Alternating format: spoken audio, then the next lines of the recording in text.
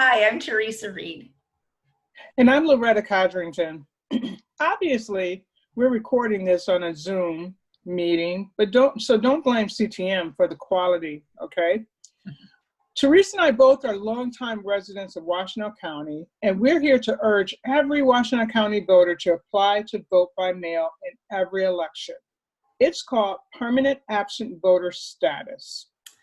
Right. We Michigan voters made it much easier to vote by mail when we passed the set of election reforms called Prop 3 in 2018. Now we can sign up to receive our ballot by mail in every election, and we can register to vote and vote on election day.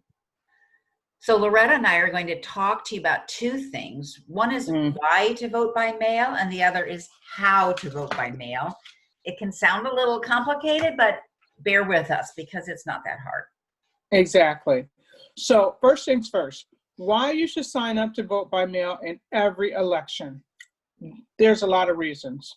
First, it's important to protect ourselves, our fellow voters, and poll workers from COVID-19 exposure right now. And then next, you can vote by mail whenever and wherever you feel like it, as long as your ballot is received by election day. Also, you can take your time to study the ballot, conduct research on candidates and issues.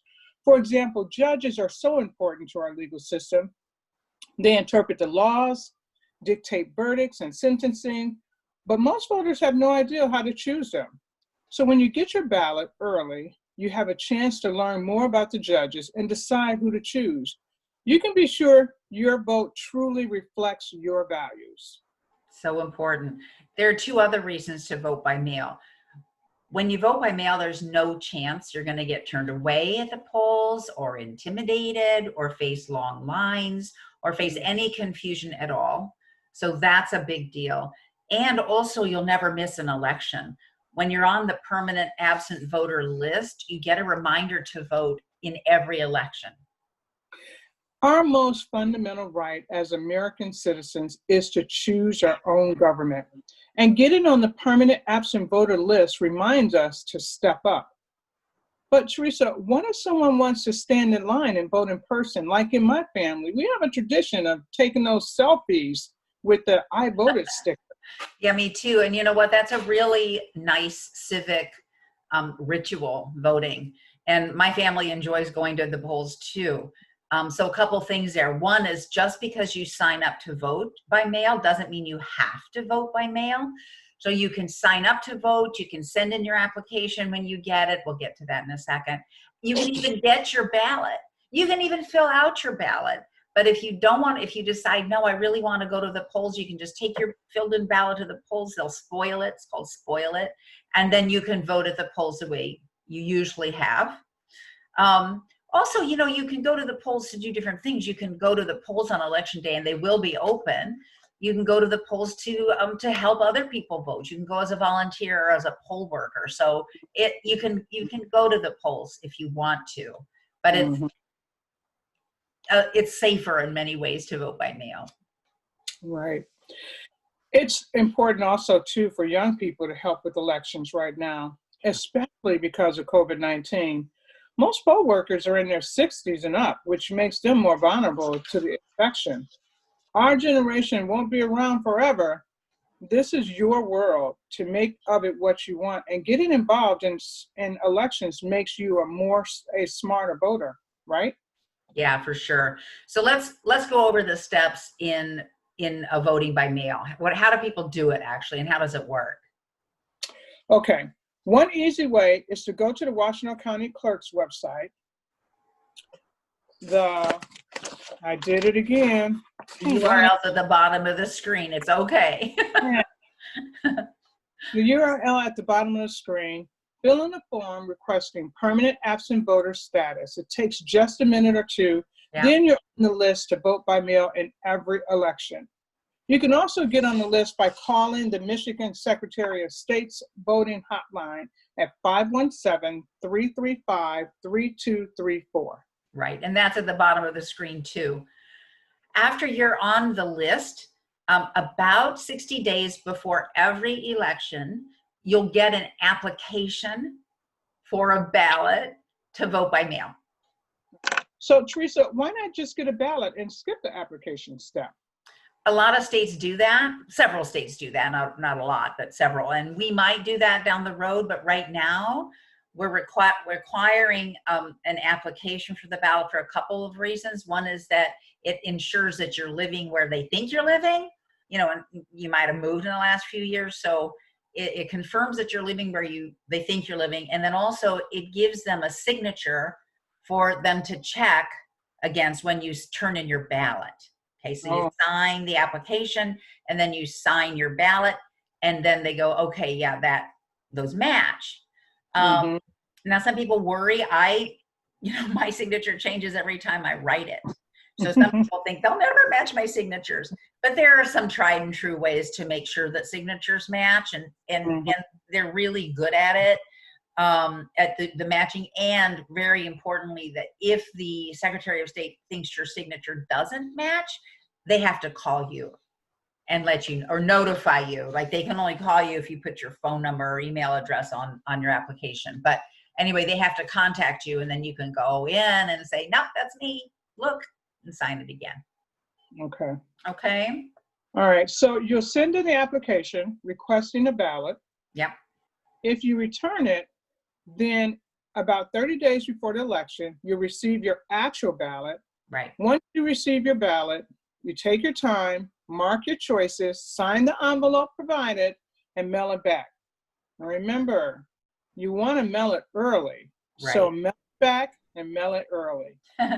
That's right. It's especially important in this election this year, in November 2020 and in August of 2020, because we expect a lot of mail-in ballots this year, and much more than previous years because of COVID-19 and because of the change in the laws.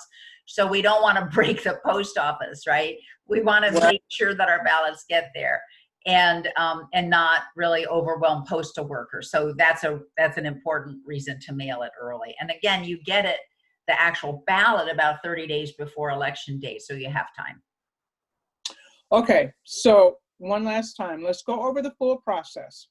Sign up to get on the permanent absent voter list, which is the URL at the bottom of the page. Look for your application for mail-in ballot 60 days before the election. Check off that you want a mail-in ballot and mail it back in the pre-addressed envelope. 30 days before the upcoming election, look for your ballot in the mail. It will be clearly marked. Do your research, make your choices, and return your ballot in the envelope provided with your signature, and make sure to mail it early. Yes. So another thing that you need to know is that this time, for the first time in Michigan history, the Michigan Secretary of State has decided to mail applications for mail-in ballots to every registered voter in the state. That's fantastic. But because it's new, it might be easy to miss. Yes. So if you miss it, just do all the things that we've told you to do up till now, right? How to sign up for the permanent absent ballot list. But if you do notice that you have this application for a mail-in ballot from the Secretary of State or from your local clerk, then what you want to do is check the boxes that say, send me ballots for both 2020 elections, that's August and November. And if it's an option for you, check the box that says, actually, I want to vote absentee in all future elections. Okay, and then you put it in the back in the envelope that's provided, and you have to put postage on it and mail it back. You can also scan and email it. And you can also drop it off at the clerk's office, and there's information at the bottom of the page about how to find your local clerk. Okay, so there's lots of ways to get it in. Yeah, that's pretty good. So that's all there is, right? Pretty much. We do want everybody to know that you can register and vote on election day. So don't feel like, oh, I forgot this, I forgot that, I can't do this, I can't do that. You can do this now because 2/3 of Michigan voters voted to change the constitutions to make it easier to vote. So, All right, Michigan. hey, yeah, it's fantastic.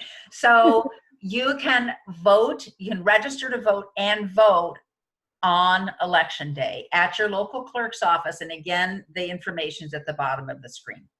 All right. And also, for more information, you can always go to WashingtonAllDems.org. Right. And we have lots of information. It's very easy, friendly, user-friendly, so you can find this information and much more on WashingtonAllDems.org. Yeah, and tell friends, okay? Tell three friends. Tell three friends and tell them to tell three friends. It is really important to vote. Your vote is your voice. It really matters. So I agree. And stay well. Right, Loretta? Stay well. Yes, stay well. Thanks for listening, guys. Thank you. Good luck. Vote well. Yes. Bye-bye.